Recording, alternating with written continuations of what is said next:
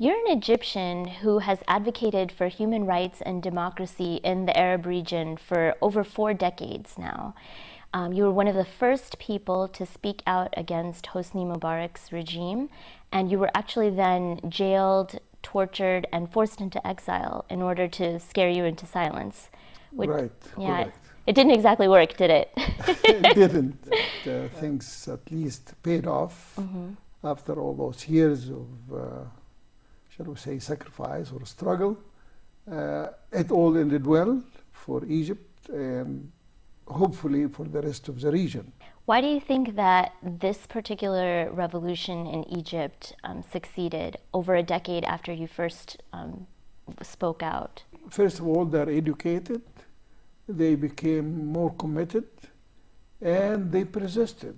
And they used all the techniques, peaceful techniques, non-violent techniques, that enabled more and more of the middle class and upper middle class and the rest of the society to rally to their support. And ultimately, they were able, through their persistence and through their courage and determination, and also moderation, because they did not ask for drastic things. They really started with very reasonable demands, and they kept escalating the demand with every step along the way. So in many ways, it was an ideal revolution.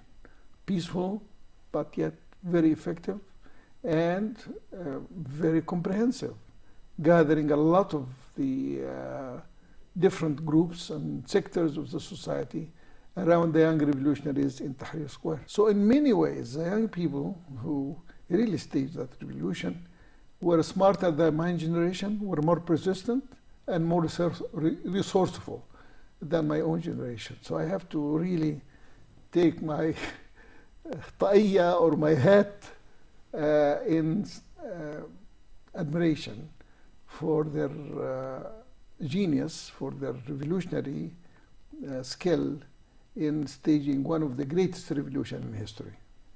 Well, many would say that young Egyptians, who many of them have never even known anything but repression under Mubarak's regime, they would be ignorant or apathetic. That's what's expected of them. But what does it say about them that they actually took action, took risks to fight for freedoms that they never even knew? Well, you know, sometimes these readings of a society, even though based on some wisdom, but conventional wisdom does not always explain what younger generations think or feel. Even though every country has its own unique experience, yet there is a lot of learning that's taking place globally now, everywhere. Even, you know, the demonstrations in Wisconsin, for example, in the Midwest of the United States. They have signs carrying "Fight like an Egyptian" or being inspired by Tahrir. This kind of learning, and of course Egyptian revolutionaries learned also not only from Eastern Europe, but also from their Iranian colleagues 2 years ago, 3 years ago, when the mullahs in Iran frauded the elections, the parliamentary elections, and the young people exposed that and demonstrated in the streets and met with a lot of violence.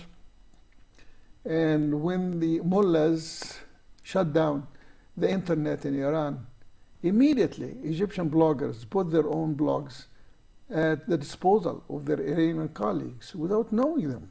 Just an act of spontaneous regional solidarity. And I'm adding to that, there is also global solidarity among young people across continents, across oceans. And when you see in Iowa, towns of Iowa, signs saying "Fight like an Egyptian," be inspired by the spirit of Tahrir, you wonder, you know, what's happening globally. It is all positive, and I think it is something that we have to salute. The youth have led the revolution and the process in transitioning to democracy, but do you think that they can lead the country, actually? Should they lead the country? What role do you see them Well, playing? you know, in many of the revolutions of the world, if any student of history knows, that revolutionaries between the age of, let's say, 25 and 35 led their countries after the revolution, including the American Revolution, the English Revolution, even the Egyptian Revolution. Nasser was 34 when he led the Egyptian Revolution in 1952. So our young revolutionaries are capable, or they could, if given the chance. Of course, they will make mistakes, and that is in their entitlement. This is a human right, is to make a mistake.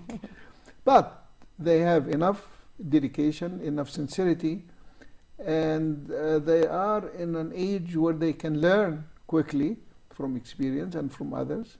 So I am hopeful that they will be the best guardian for their own revolution by taking active role in the political process, and hopefully they will run for the parliament, and they will put a candidate even for the presidency who is younger than 40 years, in his 30 or even the 20s. I don't see anything wrong with that, and as a matter of fact, in my own writing, I have been advocating that.